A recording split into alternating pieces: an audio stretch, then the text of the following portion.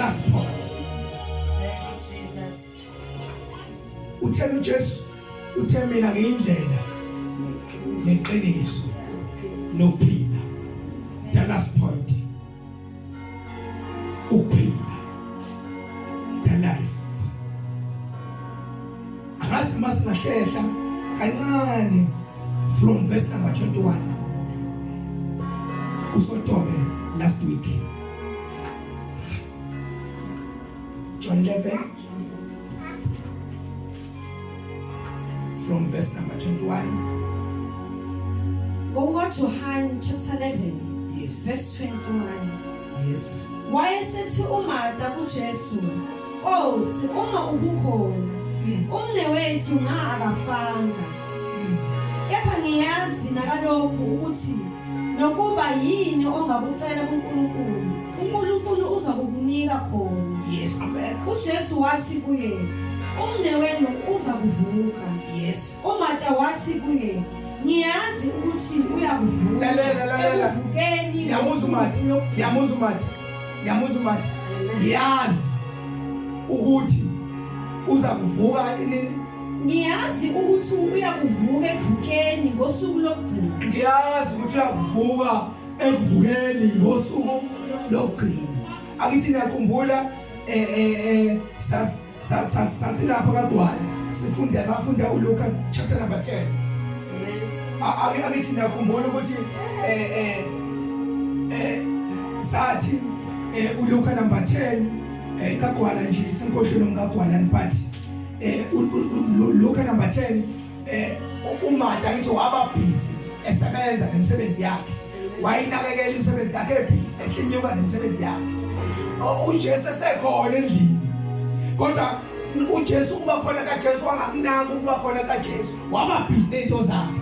Ngoba kuyenzeka umuntu mase ngisho esemukela uJesu kodwa engabi nendaba noJesu ongaphakathi endlini yakhe, aba busy nezinto zakhe. Akithi ngakhumbula ukuthi kwaba khona uMaria owashiya yonke into wahamba ohlala enyaweni kaKristu Jesu. Hallelujah. Athi ngakhumbula le nto ukuthi uMartha samgxeka kakhulu ngesenzo sakhe. Kodwa manje uma ngifunda le ngxenyana yakhe ayikhulumayo chapter 11 from verse 22 noma ubalo la kakhuluma khona ethi ngiyazi ukuthi uMartha wathi verse 24. Yes. uMartha wathi kuye, ngiyazi ukuthi uyakuvuka ekuvukeni ngosuku. Ngiyazi ukuthi uyakuvuka ekuvukeni ngosuku lokugcina. Angithi bafowethu siyavumelana ukuthi this was a great confession. Hallelujah. Amen. A great one, greater. Hallelujah. Ideology yomuntu is imnandi, but uJesu mayesesekhona waba busy into zakhe, kanti ubusy nje ulalele ukuthi uMaria ukhulumani noJesu. Yini ayishoyo uJesu. Akayithi ngoba busy into zakhe, busy kodwa wemlalela uKristu Jesu. Angithi yabo namuhla sikhuluma ngaye kabi. Ngenxa ukuthi i-confession yakhe ibe namandla. Uthi ngiyazi awucheck u21 no27 ngifuna lazothi inkosi khona. Verse 27. Wathi kuye, yebo Nkosi, ngiyakhona ukuthi wena uKristu, indodana kaNkulunkulu. Abafowethu athi ngiyayizwa i-confession yalomuntu. I-confession yomuntu on a fully Christology. And understand the Christology kunazo zonke izinto. Yini i-Christology? I-Christology is where sisukile ekutheni ulizwa ambathi inyama. Hallelujah. Sesingena ekutheni uKristu, uJesu unguKristu. uJesu usemagunyeni kaNkulunkulu. Ilapho kusuke sesivela khona iChristology ukuthi uJesu siyazi ukuthi uJesu is fully 100% man, fully 100% God. Amen. Hallelujah. Amen. Uthi lo wesifazane ngiyazi ukuthi ekuvukeni uma uLazaro lo uyavuka. Hallelujah. Amen. iChristology yakhe inamandla une sound theology. Ideology yakhe isound ngendlela emangalisayo. And uma isound understanding yakhe ku verse 24 lo awufundile usibari wami understand even eschatology. Hallelujah. Yini eschatology? Eschatology is where sibuka ifuture. Sibuka ukuthi uma sidlula la emhlabeni bafowethu asihlezi ngisho ngabahle sibani wami nishayela amakhwela umgwaqo wonke sibani wami, kodwa ekugcineni kwakho konke uKristu Jesu uzobuya siyakudlula kulo mhlaba. I-eschatology is where sibuka ifuture. Hallelujah. Amen. Akazi ungasivulela uJob chapter 19 verse 25 no 27. Ngifuna sikhulume ngokuphinda.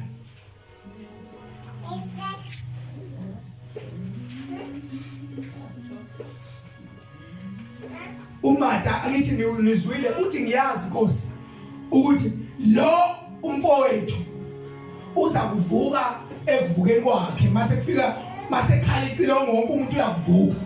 Understand lapho uJesu wathi ngiyazi ukuthi uza kuvuka. Hallelujah. Amen. Ngiyazi uza kuvuka. Ukuthi wonke umuntu la kufanele benayo iidea ukuthi ngelilanga sizofa siphinde sivuke. Kodwa kuzovuka wonke umuntu, kuzovuka labo abavumile uKristu Jesu inkosi.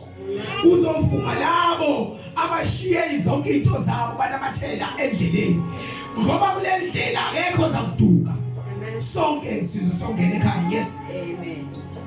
19 verse 25 no 27 kuya 27. Kepha mina ngiyazi. uJob chapter 19 verse 25. Kepha mina ngiyazi ukuthi umhlengi wami ukhona. Yes. Ekupheleni uyakuma othulini. Yes. Nalapho sesishabalele isikhumba sami. Ngiyakumbuka uNkulunkulu ngikhululekile enyameni yami. Ngiyakumbuka uNkulunkulu ngikhululekile enyameni yami. Amen. Kepha mina ngiyazi ukuthi umhlengi wami khona. Ekupheleni uyakuma othulini. Hallelujah. Uyobuka ngiyothi mangibuka isikhumba sami ngithokoze. Hallelujah. Webafowethu bonke abantu abangambulelwanga iqiniso nabangalamukelanga iqiniso, kuyiqiniso elingephikwe ukuthi siyakuma othulini njengoba uJob esho. Siyakuhlulelwa ngokwemisebenzi yethu. Daniel chapter 12 verse 2. Daniel eschatology. Daniel 12 from verse 2. Osethomile ngefoni afunde ngoba ukuphenqa nokuvula kwefoni kuhlukene. Daniel 12 verse 2.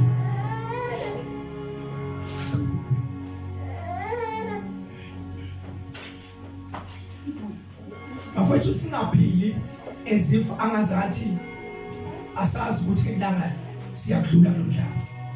Bafowethu wonke umuntu uzakudlula. Uma ngabe ekushaya isikhathi sokuthi ukudlulwe kulo mhlaba ungazananga noKristu Jesu. Hallelujah. Ungazananga noKristu Jesu.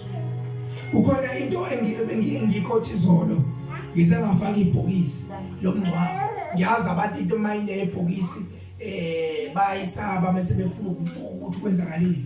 Ngize ngafaka ibhokisi lomngcwabo ku status ku WhatsApp na ku Facebook. Ngoba ngifuna ukucaphula exactly inkulumo ka Spurgeon. Ekhuluma ukuthi abantu wonke umuntu wazi ukuthi nje mayiphila lo mhlaba uphile ngunaphakade. Umuntu ephile noma kanjani kodwa engalitholanga iqiniso lokuKristu Jesu. uDaniel 12 verse 2. Verse 2. Yes. Abaningi abaleleyo. Abaningi abalele emhlabathini othuli bayavuka. Abanye bavukela ukuphila okuphakade, abanehlazo nokunenga okuphakathi. Le mpilo uJesu akhuluma ngayo athi yena uyiyona uzonikeza bonke abantu abasendleleni, uzonikeza bonke abantu ababamba iqiniso.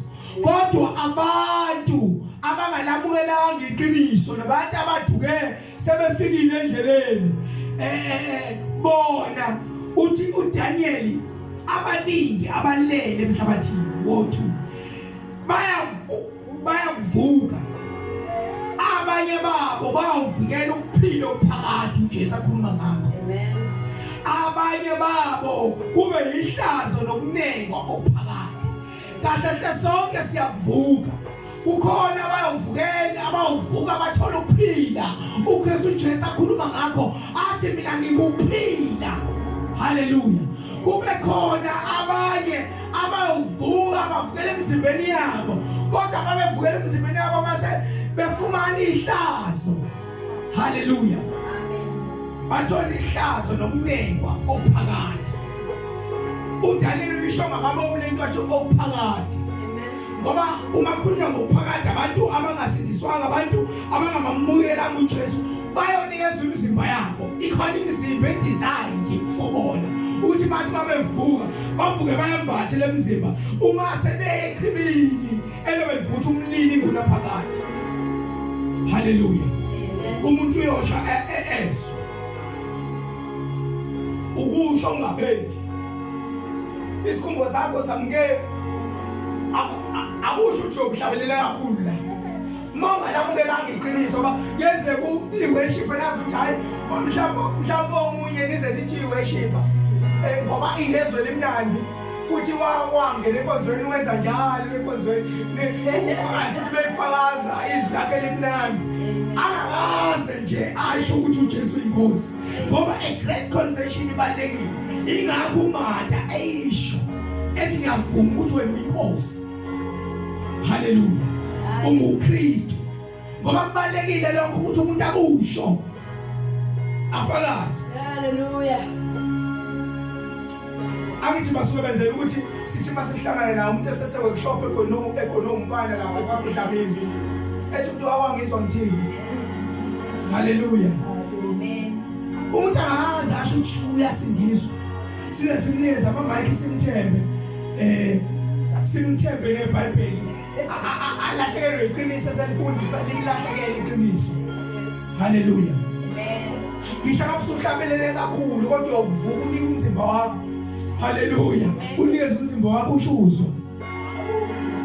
Ushe uzwa ukuthi ungapheli. Haleluya. Ungakwazi ukumemeza. Haleluya.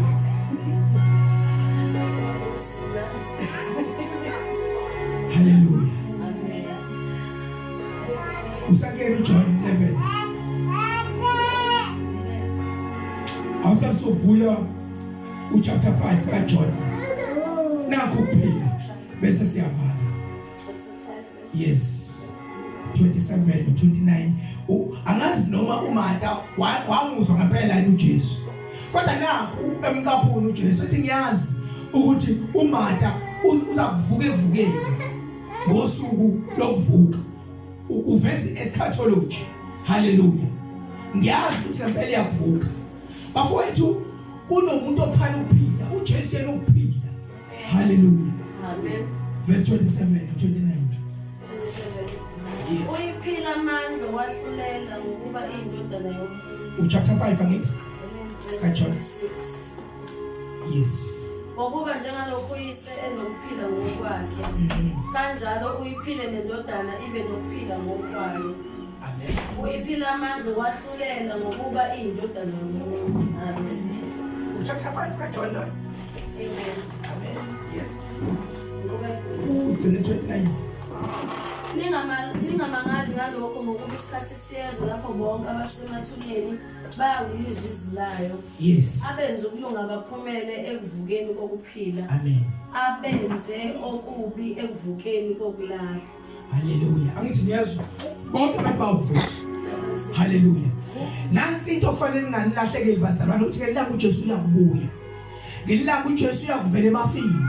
ngililanga uJesu izwi lakho uyomemeza njengecilongo bese kuthi noma eselele phansi haleluya noma umuntu oselele phansi uyavuka haleluya angithi uyabona izwi kaJesu esemafini nokuvuka komuntu olele phansi angithi uyabona uma sifa bazalwane masimukela uJesu ifuna lento ni understand kanje uma sifa sisamukela uJesu uma singcwatshwa haleluya angithi labantu bo forensic mahamba beyohlola kuthiwa mbani inyomba kukhishwa amathambo phela kodwa bona bakwazi ukubona ukuthi kulamathambo akona amathambo kodwa ukhona umebuthe yawazi uma ibuthe lo oqhaphuna imali and uma ibuthe awuyingevelu yemali 250 rand ingana uqhaphuna imali lemhlophe onensimbi njengoba nawe unensimbi kunjalo ukubuya kaJesu emathambeni ethu kunoma ibuthe silele phansi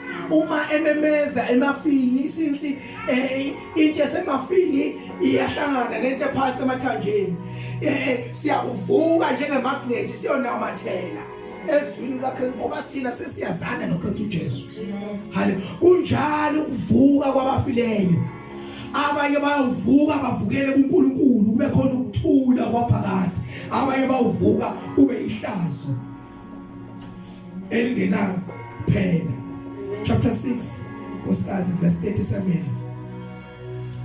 bese siyasukuma siyathandaza konke angipha khona ubaba kuyakuza kimi ozayo kimi angisoze ngamlahlela ngaphandle ozayo kimi angisoze ngamlahlela ngaphandle yes ngokuba ngehlezulwini kungeke ukuba ngenze intando yami kodwa ukuba ngenze intando yongithumileyo yes lokhu kuyintando yongithumileyo kuba konke angiphe khona ngingalahlekelwa lutho kuko yes kodwa ngikuvuse ngomhla wokuphela ube 44 ngokuba lokhu kuyintando kaBaba ukuba ilona lobo indodana akholwe yiyo abe nokuphila okuphakade ngiyakumvusa mina ngomhla wokuphela akholwe yiyo abe nokuphila okuphakade ngiyakumvusa mina ngomhla wokuphela khona abaJuda bakhononda ngaye ngokuba ethe ngiyisiko sehlezulwini bathi-ke lona akusiuJesu indodana kaJosefu 54 uyise nonina sibazi na usesho kanje pho ukuthi ngehle ezulwini na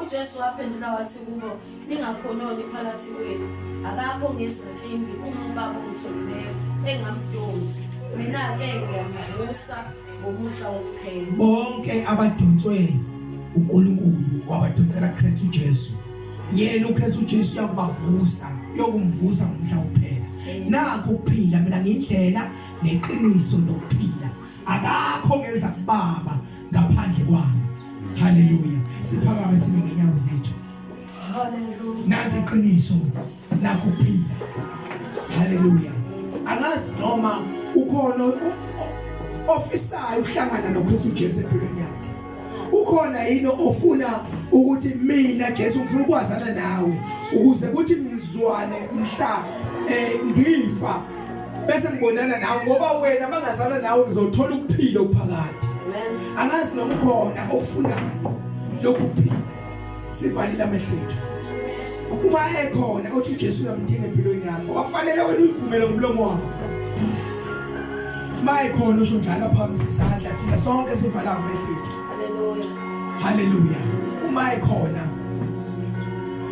ofunayo ukuthi abe nokuphila okuphakade empilweni yakhe ofuna ukumvuma uKristu Jesu ukuthi yena uJesu uyinkosi nomsindisi ofuna ukuphila okuphakade uthi mina Kristu Jesu ngiyakuvuma ekhona phakathi isandla sakhe ngoba siyakuthandaza unkosikazi uzoza ngaphambili khona sizothandaza egameni likaKristu Jesu haleluya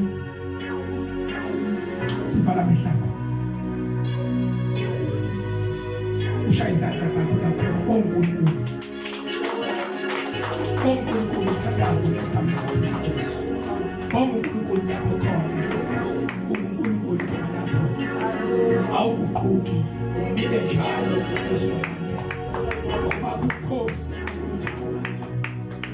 absolute siyabonga ukuhlangana nawe siyabonga ukwazana nawe ukhosi ephakemiyo in Jesus name